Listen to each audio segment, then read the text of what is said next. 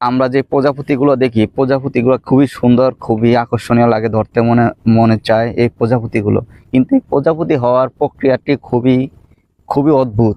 এই প্রজাপতি হওয়ার প্রথম স্টেপে এটা একটা ক্যাটারপিলার থাকে, মানে একটা আমাদের স্থানীয় ভাষায় জোড়া বলে, বা কোথাও চ্যাংড়া, হাবিজাবি বিভিন্ন নামে বলা হয়, যে কাটা কাটা থাকে, মানে দেখলেও শরীরে চুলকায়, এত মানে ভয়ঙ্কর ভাবে দেখতে এগুলা, এই পোকাগুলা।